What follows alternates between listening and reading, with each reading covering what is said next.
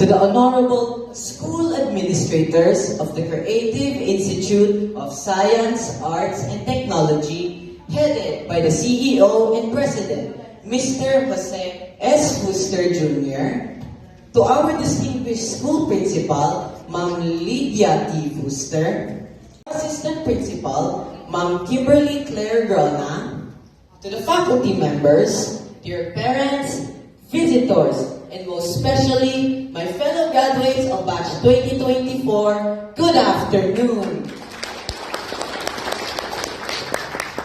Today is a day of celebration for completing a major milestone in our academic journey.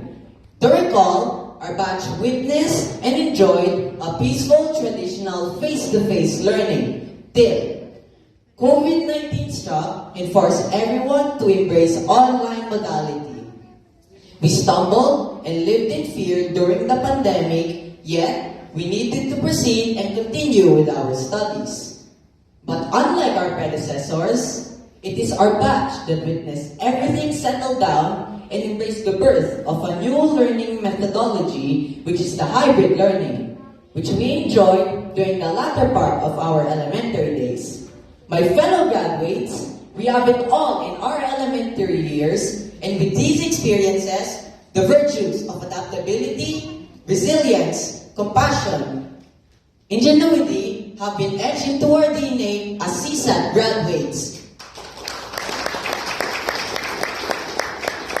But why am I recalling all of these? This is to remind everyone that it is not our awards and achievements that we should celebrate, but because we made it through despite the challenges the world has thrown upon us. Soon, we can tell the generation after us, nasa elementary lang kami nung nangyari lahat yan, pero nakaya namin.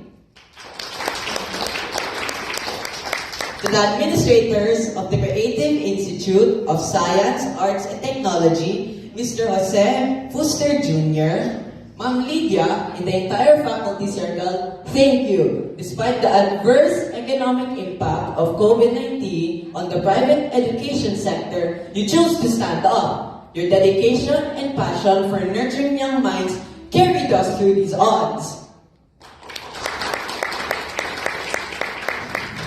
To our dear parents who devoted unwavering support, from the bottom of our hearts, salamat at mahal na mahal po namin kayo. Bearing the backlash of the pandemic and still choosing to send us to private schools for our elementary education is a bold decision to make. Nakaya nyo! So, who are we to complain during difficult times?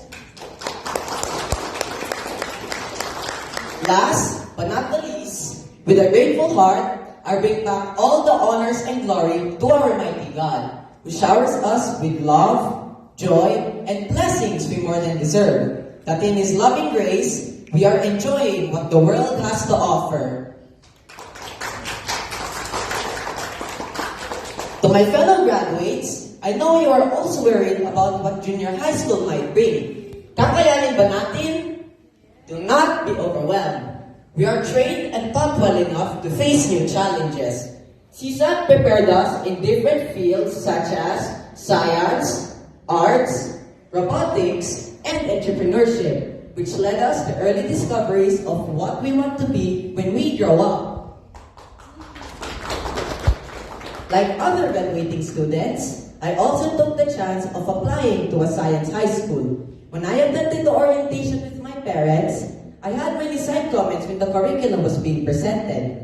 Every learning area being discussed, I relate to my CSAT teachers with the comment, na-discuss na sa amin yan. To Sir Fuster, Teacher Claire, Teacher Jonna, Teacher Febs, and Teacher Kem, you have taught us more than enough. All we need to do now is to roll up our sleeves and to put in the work to succeed in junior high school. For seeing things ahead of me, I drew inspiration from my brother, Gabriel. He is an alumnus of our dear alma mater. He also completed junior high school this year. He was in a special science and math program and endured the stiff standard. I asked him what helped him survive. he mentioned 3 things which is instrumental to completing the program with flying colors. First, our communication skills are well developed in CSAT. We can converse fluently. We can share our thoughts and ideas without reservations. Second, we are taught different skills. Nothing new will challenge the CSAT graduate. We may not excel in all of them, but we will not fall behind. Third, the discipline of a CSAT student is recognizable and commendable. Lagi po siyang tinatanong, saan school ka galing? Which we take as a compliment. The foundation said their school helped them a lot. I am optimistic it will help us too.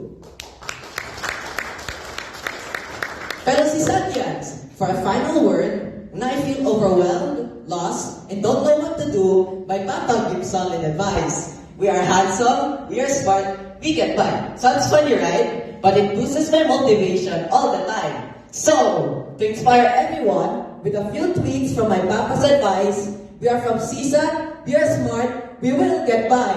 Again, congratulations, and mabuhay po tayong lahat.